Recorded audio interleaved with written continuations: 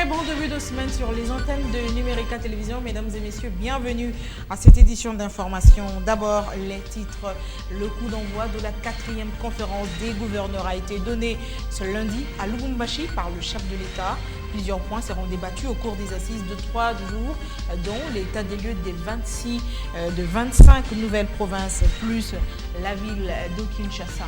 Le bureau de l'Assemblée nationale affichera complet ce mardi à l'issue de l'élection du deuxième vice-président, poste laissé vacant depuis le décès le 14 avril dernier de Timothée Kombo Kissi. Mesdames et messieurs, merci de suivre ce journal qui reçoit comme invité Frédéric Boyenga Bofala. Il est le président de l'Union pour la République Mouvement National. Monsieur Frédéric Boyenga, bonsoir. Bonsoir madame. Avec vous, nous allons commenter l'actualité, le conclave de Bruxelles, mais également les marches organisées dans la capitale, mais aussi l'élection du deuxième vice-président de l'Assemblée nationale. Je vais vous retrouver tout à l'heure. Voilà, pour l'essentiel en titre, mesdames et messieurs, merci de nous avoir choisis pour vous informer. Vous avez raison. Lubumbashi abrite depuis ce lundi la 4e conférence des gouverneurs. Les travaux de 3 jours se déroulent dans un contexte particulier marqué par le passage de la configuration géographique administrative du pays de zone à 25 provinces plus la ville de Kinshasa. 3 points essentiels sont retenus à l'ordre du jour, à savoir l'état des lieux des 26 provinces, l'évaluation des recommandations de la 3e conférence tenue à Kananga, mais aussi celle du processus électoral. Et tout naturellement, la conférence des gouverneurs s'est invitée à la réunion de la Troïka stratégique présidée ce lundi à Lubumbashi par le Premier ministre. Les membres de cette structure du gouvernement ont fait un survol des contraintes liées à l'installation des nouvelles provinces dont la plupart connaissent un déficit important en infrastructure. Le récit est dans ce commentaire de Herménium. A échangé sur ce qui se passe à Bruxelles, mais également annoncer la participation active du gouvernement à la conférence des gouverneurs qui est convoquée par son Excellence Monsieur le Président de la République, au cours de laquelle on va faire l'état des lieux des provinces, surtout des nouvelles provinces, mais également voir comment la collaboration devrait s'établir entre le gouvernement central et les provinces et voir comment le gouvernement va apporter l'appui au développement économique et social des dites provinces. S'agissant de l'économie sur le plan international, à la suite de la réunion de la Banque mondiale, il a été fait le constat que l'économie mondiale ne se porte pas très bien. Elle est toujours morose. Pour ce qui est de notre taux d'inflation, l'inflation s'est située à 1,6% contre une prévision de 4,1%. Donc nous sommes dans le bon en ce qui concerne le taux d'inflation. La croissance, elle est révisée à un peu moins de 6%. Nous nous trouvons toujours au-dessus de la moyenne mondiale et de la moyenne africaine. Notez également que son Excellence, Monsieur le Premier ministre, a insisté sur la paye qui doit être régulière au niveau des provinces comme elle l'est au niveau national. Et ici, c'est l'occasion de dire que la paye se poursuit normalement et dans les termes convenus au niveau du gouvernement central. Pour ce qui est du mois de mai, la paye est presque terminée partout et même là où il y avait de l'insécurité, le gouvernement a pris des responsabilités pour un accompagnement sécuritaire. Monsieur Frédéric Boyenga Bofala, la réunion des gouverneurs à Lubumbashi, on n'a pas tort de dire que cette réunion se tient dans un contexte particulier, puisque c'est la toute première depuis le passage de 11 à 25 provinces, plus la ville de Kinshasa. Numérica n'a pas tort. Merci madame. Vous savez, la décentralisation, c'est un mode de gestion du pouvoir de l'État. Si je suis d'accord sur les principes qu'il faut une décentralisation qui a été mise en place. Peut-être j'ai une divergence sur la conception, sur la façon qu'elle a été faite. Mais l'heure n'est plus à ça. Les institutions ont été mises en place. Bon, nous allons essayer de les évaluer, juger avec leur fonctionnement. Ce que j'ai toujours déploré, c'est que, bon, je ne sais pas si l'État a mis en place les moyens adéquats, les structures, pour que ces nouvelles entités provinciales fonctionnent. Bon, mais le fait que cette décentralisation ait eu lieu, écoutez, observons, même si, je vous l'ai dit, ces découpages ne me plaisent pas, certes, mais bon, les gouvernements gouvernent, nous autres, nous observons. C'est une exigence constitutionnelle. Bien sûr. Je ne vous apprends rien là-dessus. Mais alors que maintenant que ces provinces ont été finalement mises en place avec des gouverneurs élus, et pour certaines provinces également, des gouvernements provinciaux ont été mis en place. Qu'est-ce qu'on peut attendre de ces administrations? Madame, lorsqu'on décentralise, c'est pour que les pouvoirs soient gérés au plus près de la population. Donc on quitte un système centralisé et tout est au centre du pouvoir. Maintenant, bon, on va vers la périphérie. La question n'est pas là. On ne peut pas décentraliser pour le plaisir de décentraliser. Il faut que ces entités décentralisées servent à quelque chose. J'espère que le gouvernement a des moyens, mettra les moyens nécessaires pour que cette décentralisation fonctionne. C'est vrai, c'est une exigence constitutionnelle. Mais moi, je me suis un peu opposé sur la façon des découpages. Mais ce n'est pas la question aujourd'hui. Je ne suis pas là aujourd'hui pour jeter de l'huile sur le feu. Le gouvernement est en train de travailler. J'ai contesté la conception de cette décentralisation. Mais maintenant, voyons où ça va nous amener. Tout ce que je demande, c'est que le gouvernement, dans ce temps de crise, qu'il essaie de trouver les moyens nécessaires pour que cette décentralisation fonctionne. On va juger sur l'expérience, les temps que ça prendra. Bon, mettons toutes nos énergies pour que les choses fonctionnent. On sait que la priorité des priorités, c'est les infrastructures, puisque un adage dit que là où passent les infrastructures, le développement passe aussi. Bien entendu, c'est pour cela. Moi, des fois, j'ai l'impression qu'on a mis un peu la charrue devant le bœuf. Parce que, qu'est-ce qui se passe? Vous décentralisez aujourd'hui. Madame, vous avez vu l'état de nos entités décentralisées. C'est vraiment un manque des infrastructures criantes. Bon, mais il faut toujours attendre pour commencer quelque chose? Non. Ils ont commencé. D'abord, il y a eu les élections des gouverneurs. C'est une bonne chose. Ça démontre que, bon, on commence à avoir goût de la démocratie élective. On commence à y avoir goût. Bon, maintenant, je pense qu'on aura le temps de mettre les moyens pour que ces entités fonctionnent.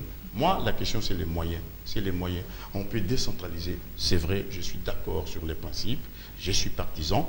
Mais maintenant, on ne doit pas rester là. Il faut que les gouvernements mettent les moyens pour qu'effectivement, cette décentralisation ait un impact sur la société congolaise. Que cette décentralisation ait un impact social. La décentralisation, pour moi, doit être un élément de cohésion nationale. Déjà, à partir de ces structures infra-étatiques, que les gens sentent effectivement qu'il y a un pouvoir qui gère leurs affaires de manière locale. Mais ça demande des moyens. Mais c'est fait, même si on n'est pas d'accord sur certains points, mais je ne jetterai pas de l'huile sur le feu. Je veux que les choses continuent. Très bien.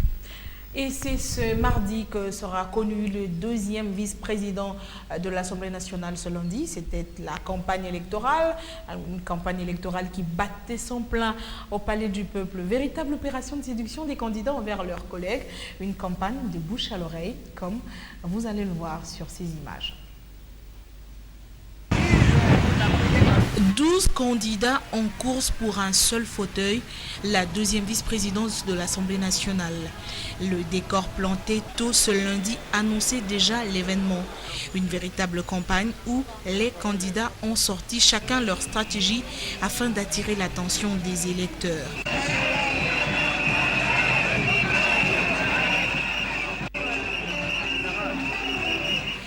fanfare pour les autres, une grande équipe de soutien pour d'autres.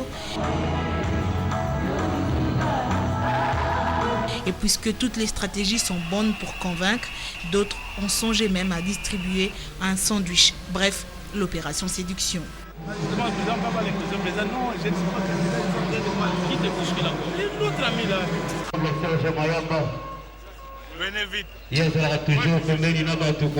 Mais en fin de compte, puisque ce sont les députés nationaux qui éliront, des bouches à l'oreille, les 12 candidats ont passé le message à leurs électeurs. Présenter la candidature équivaut à une idée précise de ce qu'on fera une fois élu, et tous avaient un message clair et défini. Et si on est lycée, on va élire quelqu'un qui n'est pas du Congo central, parce que toutes les fois, notre deuxième vice, durant le congé, il est rentré au Congo central. Et si on va élire quelqu'un qui est de Kinshasa, il va aller où en congé parlementaire? Je peux m'appuyer sur une expérience certaine, une expérience parlementaire, parce que j'ai eu 2 mandats parlementaires électifs, dont la présente, et un mandat non électif au niveau du HCR-PT. Nous avons été élus pour servir, continuons à servir et le peuple nous le reconnaîtra. C'est demain que le vote départageront les candidats, des candidats issus tous d'un seul groupe parlementaire, l'UDPS et alliés. Alors Frédéric Boyenga, une campagne à la manière congolaise, faisons la politique à la congolaise quand même. Madame, la démocratie, c'est la démocratie. Ici, il s'agit d'un vote interne au sein de l'Assemblée qui a perdu un de ses membres, et on va procéder au remplacement parce que le poste ne peut pas être vacant. C'est une élection. S'il faut faire la campagne doit se faire à l'intérieur de l'hémicycle entre députés. Je ne comprends pas, parce que ce n'est pas une élection où le peuple est invité à voter. Alors cette campagne médiatique que je vois là dehors, avec des t-shirts et tout ça, c'est de notre âge, madame. Ça, bon, je ne vais donner de leçons à personne, mais on doit quand même essayer de replacer les choses dans leur place. C'est une élection indirecte, c'est-à-dire que le peuple n'est pas amené à voter. Bon, je comprendrais que les candidats fassent une campagne à l'intérieur de l'Assemblée, entre eux, d'accord. Qu'est-ce que ça apporte, tous ces gens-là qui sont dehors pour chanter leurs favoris, leurs candidats? Parce que le peuple n'est pas amené à ça. On cherche à séduire qui? Les députés. Bon, passons, ce n'est pas vraiment ça qui est important. L'essentiel est que l'institution parlementaire, l'Assemblée nationale fonctionne. Et pour fonctionner, bon, on ne peut pas laisser un poste vacant. Bon, vous savez, si on va toujours tout critiquer... Dans le pays, on parle de la géopolitique. De la géopolitique, ça veut dire le partage des postes en fonction des provinces, en fonction des clans. Et à l'Assemblée nationale, Kombo Kissi, deuxième vice-président des CDP à son âme, était un élu du Congo central, et que par conséquent, ce poste revient au Congo central. Non, le Congo central fait partie de la République démocratique du Congo. Que les candidats évoquent cet élément comme étant justifiant leur candidature, je trouve ça absurde, madame. Un député, qu'il soit d'origine de quelle province, lorsqu'il est candidat, c'est un député national, madame. National. L'Assemblée, c'est l'Assemblée de la République.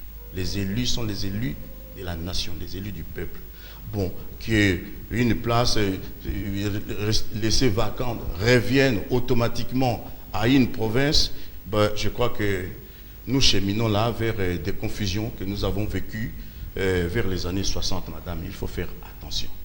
Il faut faire attention, dépasser ces clivages-là ethniques. Cela ne veut pas dire qu'on nie l'existence des ethnies. Mais ici, l'Assemblée, c'est l'Assemblée nationale, l'Assemblée de la République. Je trouve ça absurde qu'on vienne dire, oui, je suis du Banque Congo, et forcément, je dois occuper ces postes. Non, vous occupez ces postes, madame, pour la République. Même si votre circonscription électorale est le Bas-Congo, mais c'est pour la République.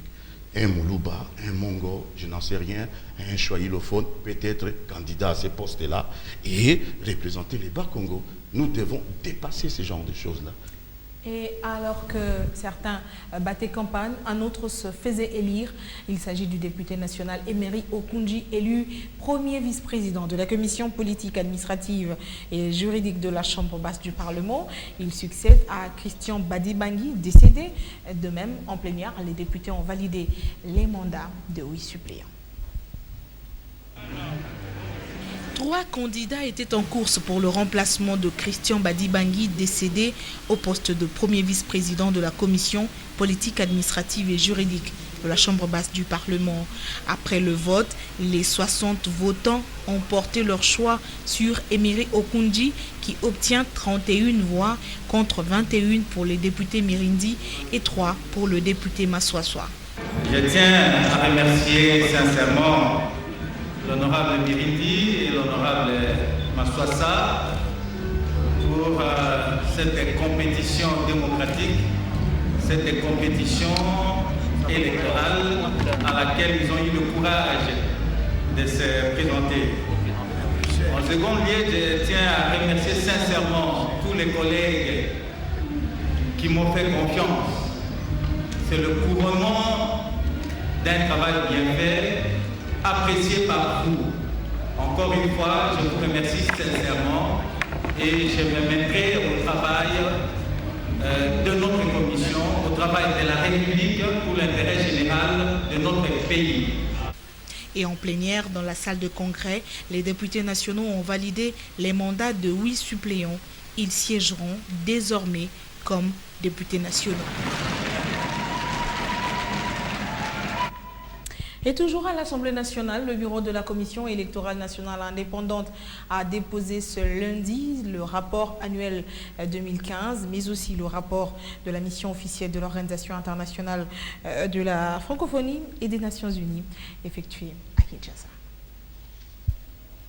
Merci beaucoup. C'est conformément à la loi organique fixant l'organisation de la Commission électorale nationale indépendante que le bureau de la CENI a déposé son rapport annuel. Et c'est le rapporteur de la CENI qui a conduit la délégation auprès du rapporteur de l'Assemblée nationale.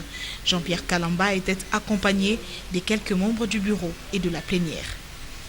Nous sommes venus nous acquitter d'une obligation légale est dicté par l'article 28 de la loi organique sur la CENI, qui consiste à présenter les rapports annuels à l'Assemblée nationale lors de sa session de mars, qui part du 15 mars au 15 juin.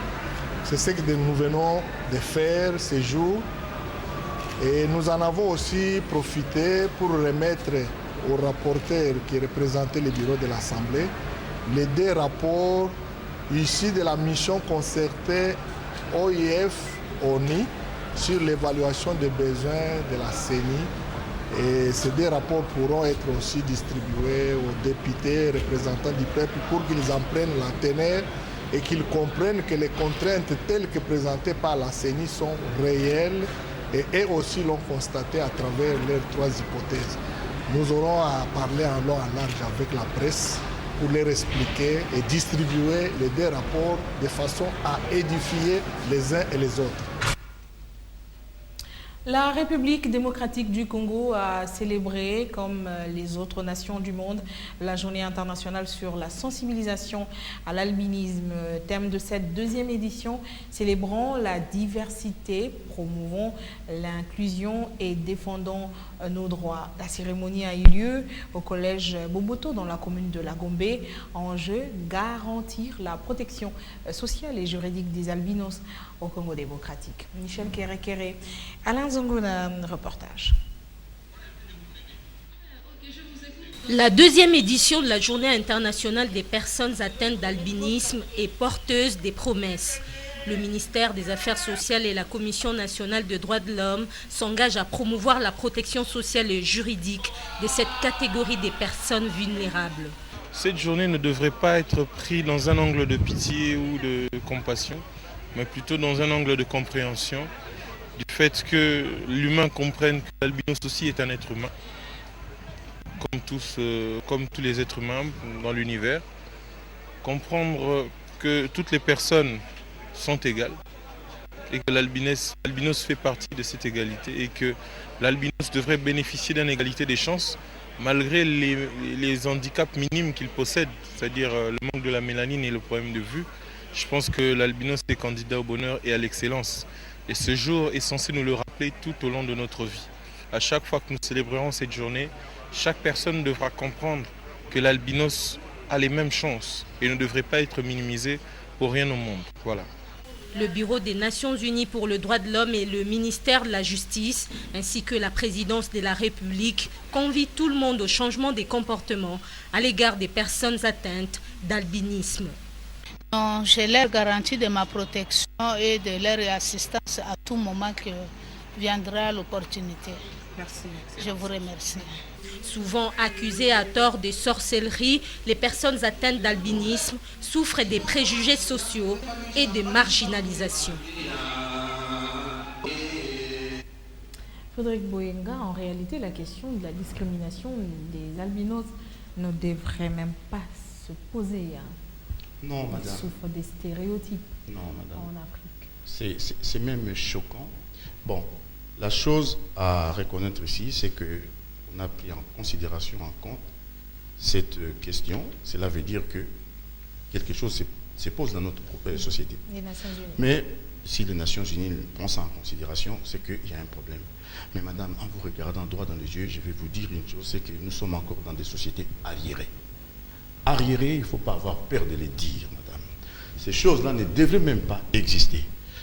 Un albinos n'a pas à souffrir de discrimination ou de rejet par rapport à son être, madame. C'est très choquant. C'est très choquant que là, au XXIe siècle, le Congo, mon pays, est encore dans des conceptions moyenâgeuses. Ça me fait très très mal. Mais vous imaginez... Allez-y. Vous imaginez, madame, on pose aujourd'hui la question des albinos parce qu'ils sont différents de nous. Bon, la question des pygmées a été résolue, il me semble, depuis quelques années déjà, où les pygmées n'étaient pas considérés comme un homme. Si les Occidentaux l'avaient fait, on les traiterait des racistes. Mais nous sommes dans une société raciste, madame. Nous-mêmes, les Noirs, les Congolais, nous sommes racistes entre nous. Parce que l'albinos n'est que différent, c'est un problème biologique et rien d'autre. D'accord? Comme c'était le cas des pygmées. Et ben voilà, et tous ces problèmes-là. Moi, je suis un peu écœuré de voir aujourd'hui des procès en sorcellerie. Bon, j'aimerais encore qu'on me parle sur la véracité de la sorcellerie. Je suis écœuré. Donc, si les Nations Unies a pris... Vous imaginez à chaque fois des petits problèmes qui se posent dans notre société, les Nations Unies sont obligées de prendre les relais. Cela démontre quand même notre irresponsabilité, notre immaturité, 60 années après notre accession à l'indépendance. Ça ne devrait pas exister. Mais j'encourage les gouvernements appuyés par les Nations Unies pour prendre cette question en considération. Et j'ai dit à mes compatriotes albinos, je suis albinos. Le comité élargi de l'Alliance des Bangala, Aliba, réunissait son comité directeur le week-end dernier. Il s'agissait d'éclairer l'association en rapport avec les rumeurs sur une dislocation de l'Aliba. Pour Omer et Ngwake, l'Aliba reste indivisible car selon lui, l'association prône l'unité, la fraternité et le développement du peuple Bangala. Hermé Niovou, commentaire.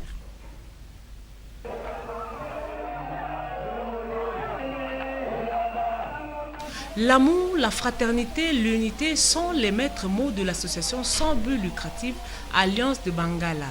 La sensibilisation sur l'ensemble du territoire est un signal fort pour la bonne marche de l'association, a indiqué son président. Omer Ngwake a affirmé que l'Aliba poursuit comme objectif la consolidation de l'amour entre frères Bangala, mais aussi de tisser l'amour entre Congolais.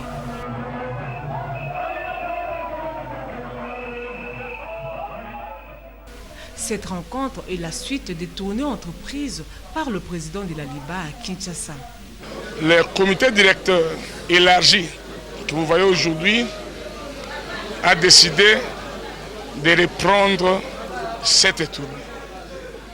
C'est comme ça que j'ai annoncé aujourd'hui la grande réunion, l'Assemblée générale de l'Aliba, qui va commencer dès le dimanche prochain. Omer Egwake affirme qu'il n'y a qu'une seule association de Bangala, l'association Ne Pas Diviser. J'ai essayé,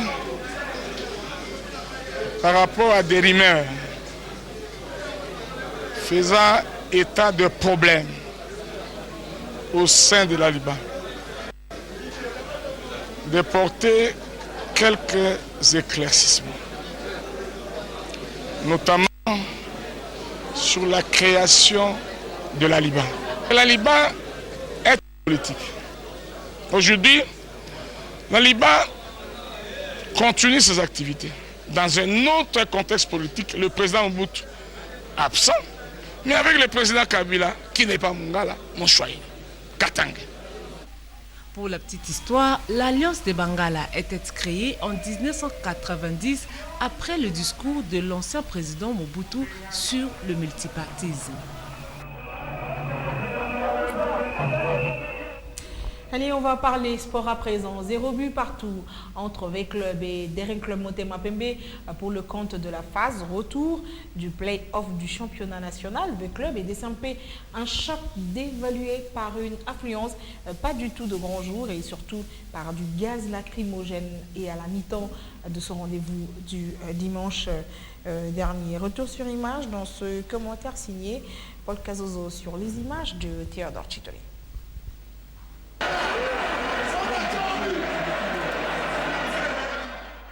Jamais un derby de Diable Vert quinois pour une raison ou pour une autre, notamment pour l'affluence.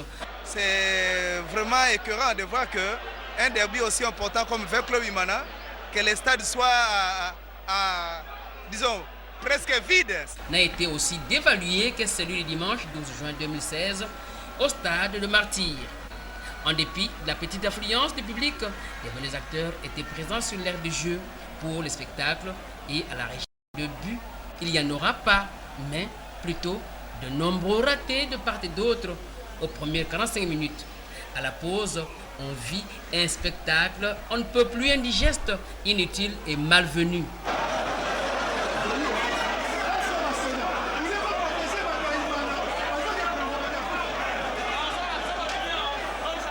L'intifada entre les supporters, d'un côté les Tupamaros du ring, de l'autre les Moscovites de V-Club. Aussi, la police dégaine-t-elle du gaz lacrymogène pour disperser ces hooligans du Nouveau Monde. V-Club DSMP est évalué pour cette deuxième raison. Tant bien que mal, le calme revenu, les venus acteurs reviennent sur le terrain comme à la première période. Pas un seul but inscrit. Au-delà de nombreux ratés, le DSMP, au mental monté d'un cran, a fait bien dérouler son jeu avec un trio offensif constitué de Moussingu Mazola Di Tempo, Riki Toulengi et Junior Kone. Comme en première période, beaucoup de balles arrêtées, mal exploitées ici et là. D'où les résultats des buts partout entre le DSMP et V-Club tenus en échec. Ils voulaient jouer la contre-attaque uniquement et comme nous on n'était pas techniquement assez bon au milieu de terrain, on a changé de tactique, on a sauté le milieu de terrain. Malheureusement, on n'a pas eu la possibilité d'exploiter le deuxième ballon. Donc voilà, c'est une petite déception. Et le DSMP, avec un nouveau visage, m'aide In Otis Ngomba, son nouvel entraîneur. La preuve en est aujourd'hui, ils ont démontré qu'ils n'ont rien à perdre parce que c'était des garçons bannis, c'était des garçons refoulés, c'était des garçons rejetés un certain temps. Mais aujourd'hui, ils ont prouvé aux yeux de tout le Congolais qu'il faut compter sur tout le monde. Les rideaux sont tombés sur la 9e édition de la Coupe du Congo de football féminin. En finale de cette compétition, la TAC sans recul de Mujimai a battu et détrôné le détenteur du titre, l'OCL City de Lubumbashi, sur la marque de 2-1.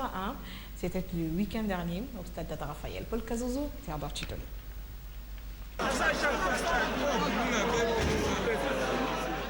Avant cette finale de la 9e édition de la Coupe du Congo de football féminin, les filles, l'attaque sans recul, charriaient derrière elles 2 défaites, 0-1 et 0-3 devant Ocel City, détenteur du titre, et son adversaire du samedi 11 juin 2016. Oui, pour l'ACR, c'est-à-dire l'attaque sans recul, on peut dire une défaite, oui. La deuxième, oui, mais une troisième, Pas question. Tels ne sont pas nos propos, mais les résultats finaux, une finale bien amorcée par l'ACR, volontaire, décidé et solidaire, avec à la pointe de son attaque une certaine Chimène Massadila au dossard 17. C'est elle qui a fait valser l'Ocel City par 2 fois. Téné à la 36e minute sur une passe en profondeur, tout en course, Chimène Massadila se détache, balle au pied, d'un coup de rein, la gardienne de l'Ocel City dans le vent et le bois de garni, Chimène Massadila ouvre le score. Un but de toute beauté pour la CR qui mène par 1-0, les résultats même à la pause. À la reprise, 13 minutes après, c'est-à-dire à la 58e minute, sur l'une de ses offensives, Ocel City inscrit les buts égalisateurs, un but signé Mouchia Ntumba. Avec ces buts, on croit alors à l'envol définitif d'Ocel City. Nenni, ce n'était pas son jour, mais plutôt celui de l'attaque sans recul. À la 78e minute, sur un long dégagement de la défense de la CR, la balle bondit au-delà de la médiane dans les camps d'Ocel City. À l'hésitation d'une joueuse d'Ocel City, Chimène Massadila se sert de la balle, fonce et frappe pour le deuxième et dernier but de l'attaque sans recul. À 2-1, au dernier coup de sifflet, Ocel City perd la finale et le titre. Et du coup, l'attaque sans recul monte sur le podium pour son premier titre national. Aussi, en conclusion, tout est bien qui finit bien pour la 9e édition de la Coupe du Congo de football féminin.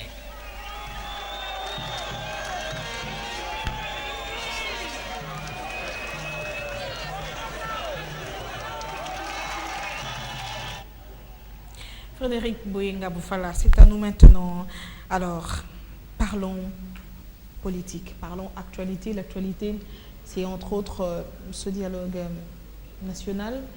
L'actualité, c'est le conclave de l'opposition avec des réactions qui se succèdent à Kinshasa, mais des réactions qui ne se ressemblent pas.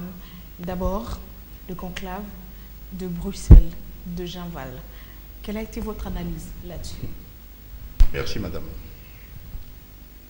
Non, vous savez, j'ai comme principe, quand les Congolais se réunissent pour parler de l'avenir de leur pays, j'applaudis. Mais les bémols, je les mets sur la méthode et sur la finalité. Et lorsque vous dites les conclaves de l'opposition, non, je m'insurge d'une partie de l'opposition. L'opposition en RDC est plurielle. Tout le monde n'a pas été convié à ces dialogues ou à ces conclaves. Et puis, la porte n'a pas été fermée. Non, on invite les gens. Les gens ne s'invitent pas. Il y en a qui ont refusé de partir, il y en a qui ont l'idée carrément de participer à ces assises. Oui, c'est vrai, il y en a. Ils se sont excusés. Je vais arriver, oui, justement. Ils ont peut-être les raisons, comme moi, j'ai des raisons, mais moi, bon, vous savez, moi, on ne m'invite pas, c'est les brebis galets de la RDC, hein, c'est lui qui et tout le monde a peur. Non, madame. Déjà, lorsque vous dites les conclaves de l'opposition, vous situez les G7 dans quoi? Dans l'opposition? Madame, le G7 est une dissidence de la majorité. On doit bien comprendre. Il y a quelques points qui ont divisé la majorité présidentielle, les points sur lesquels le G7 n'a pas été d'accord avec les restes de la majorité présidentielle et ils ont créé une dissidence. On ne devient pas opposant à la veille de la fin d'un mandat. Vous avez géré les pays ensemble depuis tout le temps. Ce que je suis en train de dire. C'est un autre. J'arrive, madame. C'est un autre débat. Oui, c'est que je voulais simplement dire. Et puis je vais revenir. Voilà, je voulais simplement dire, madame, s'il vous plaît, ce que je voulais dire, je ne jette pas d'anathème sur les G7. Ils ont leur légitimité à s'opposer, mais je parle des contextes. Vous n'avez pas non plus le monopole de pouvoir connaître qui est opposant, qui ne l'est pas. Non. On peut aussi douter de vous, que vous n'êtes pas opposant. On peut douter de X, c'est tout comme on peut douter d'Y. Madame, je n'ai pas... Mais là n'est pas la question. Non, il faut que je... pose la question sur le conclave de Bruxelles. Madame, je dois préciser. Okay. À aucun moment, j'ai dénié la qualité de l'opposant aux gens. J'ai fait un distinguo entre ce que je qualifie de dissidence et ce que je qualifie d'opposition. Cela ne veut pas dire que j'attribue le statut d'opposant à tel ou à tel. Moi-même qui connais ma position. Alors, moi, je suis dans la chambre du milieu. Puisque madame. vous refusez conclave d'opposition, disons le conclave de Djambal. Oui. Quelle a été votre opinion là-dessus? L'infantilisation des Congolais. Fallait réunir autour de madame. Tshisekedi à Bruxelles? Non, ce n'est pas la question de se réunir autour de Tshisekedi. Les chemins de Bruxelles, madame. Pourquoi pas les conclaves de Mbandaka, ou les conclaves de Kikwit, ou les conclaves de Kananga, comme on avait fait à l'époque Loulouabourg. Ces conclaves-là. Et pourquoi on ne remet pas, si vous ne voulez pas, vous ne reconnaissez pas les institutions, pourquoi les conclusions, on ne remet ça peut-être pas, je ne sais pas, à la Cour de justice congolaise ou à l'Assemblée et les Sénats réunis, pourquoi on ne remet pas ces conclusions-là? Vous ne vous faites pas confiance, madame. Les conclusions ont été remises à Didier Reynders. Mais qui est Didier Reynders, madame? C'est un ministre. Oui, de quel pays? Belge. Madame, c'est ça qui est grave. Je vais vous dire une chose. Moi, la communauté internationale. Pas du tout, madame. Je vais vous dire une chose. Nous avons une crise interne, une crise strictement nationale, interne, madame. Je ne vois pas cette façon de solliciter la communauté internationale pour régler un problème interne. Il y a 4 années, madame, la Belgique aussi était dans l'impasse politique. La Belgique est restée 540 jours sans gouvernement. Le roi des Belges n'a pas invité, n'a pas proposé la médiation à un Hollandais, à un Luxembourgeois, ou même à un membre de l'Union européenne, moins à un Congolais. La médiation a été confiée. Les États sont égaux. S'il vous plaît, madame. Pas... Laissez-moi terminer, s'il vous plaît, madame. C'est un problème de rapport de force. Non. Ici, il ne s'agit pas des rapports de force, ici, madame. Les rapports de force, c'est quand il y a des relations interétatiques. Ici, il ne s'agit pas de ça. Ici, c'est les Congolais qui sollicitent une médiation. Les Congolais qui sollicitent l'adoublement. Ce n'est pas la même chose. Comme ça l'a été à Sun City. Madame, ne mélangeons pas les choses. À Sun City, nous avons une crise sous-régionale. Ce n'est pas une crise qui ne concerne que le Congo. C'est une crise qu'on appelle la crise des Grands Lacs, avec l'intervention de plusieurs États. Et les interventions sur le territoire national, vous avez vu qu'il y avait l'armée angolaise, l'armée zimbabwéenne et tous ces armées-là prouvent que nous étions dans une situation où la crise a débordé les cadres strictement nationaux. Madame, ici nous avons un problème de politique nationale. Vous voyez, je suis écœuré de voir les Congolais démontrer leur incapacité à régler leurs problèmes. Ces problèmes-là, je ne pense pas que la Belgique solliciterait la RDC. Alors dans ce cas, selon vous, Frédéric Mufala, Djambal, on a marqué les pas? Non, madame, non. Ça a permis d'évoluer? Non, pas du tout. Sur certains points? Rien du tout. Je vais vous préciser pourquoi. Dans quelle mesure? Dans quelle mesure? D'abord, les conclusions de Djambal n'engagent que leurs auteurs. Ils ont fait quelque chose que j'approuve, ils ont mis leur structure avec un conseil des anciens, bon, ça vous dit quelque chose. Oyenga l'inspirateur. Hein?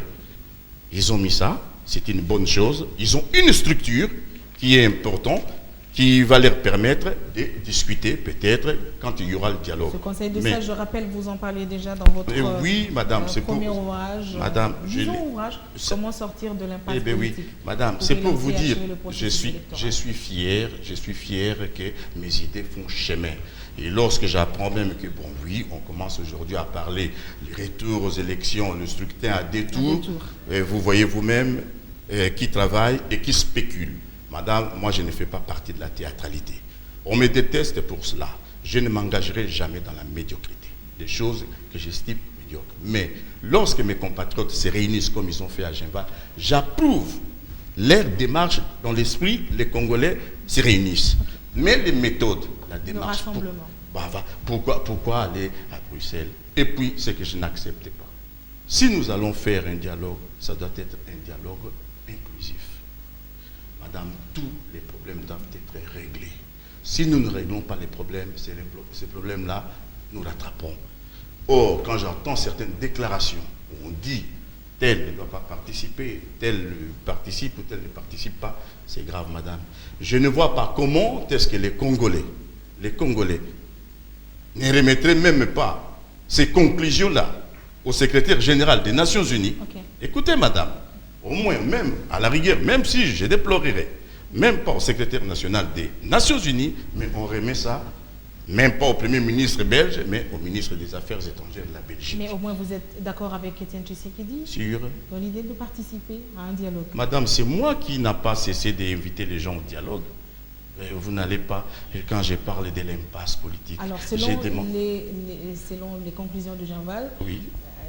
C'est un dialogue qui doit se tenir dans l'esprit de la résolution 2077 du Conseil de sécurité des Nations Unies. Madame, vous savez, j'ai toujours été écœuré quand je vous attends ici au Congo, affubler les titres des professeurs aux gens, ça me fait toujours mal. Et quand je vois la résolution des Nations Unies donne un cadre, mais nous ne sommes pas obligés de suivre mot à mot.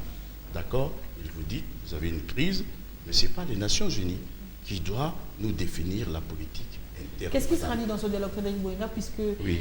2016, élection présidentielle, oui. Comment envisagez-vous l'inévitable transition? Madame, vous me faites plaisir. Vous ne m'avez même pas posé la question pourquoi je suis venu. Je suis revenu aujourd'hui au mois de juin à Kinshasa. J'étais là au mois de janvier jusqu'au mois de février. Pourquoi je suis venu? Je suis venu, madame, c'est pour relancer ces dialogues que je tiens à cœur, madame. Beaucoup des Congolais ne se rendent pas compte dans quelle situation se trouve notre pays. Nous ne pouvons régler cette crise que si nous nous parlons. Le seul mot que je suis venu dire aux Congolais, les Congolais doivent parler aux Congolais. Nous devons ensemble, cheminer ensemble pour trouver la solution à cette crise. Personne ne gagnera dans l'affrontement. Il n'y a pas plus fort que les autres. Non, pas du tout. Même lorsque j'entends, oui, on exclut un tel, oui, madame, vous savez, je suis là aujourd'hui. Moi, j'ai aussi la capacité, avec les moyens, de réunir 5, 6, 10 000 ou 100 000 Congolais ici. Cela ne me donne pas la qualité des plus grands partis politiques. Moi, Boyenga Frédéric, je ne crains personne. Ça, je vous l'ai dit. Mais simplement, je ne laisserai, ça, écoutez-moi bien, je ne laisserai personne plonger les Congos dans les chaos.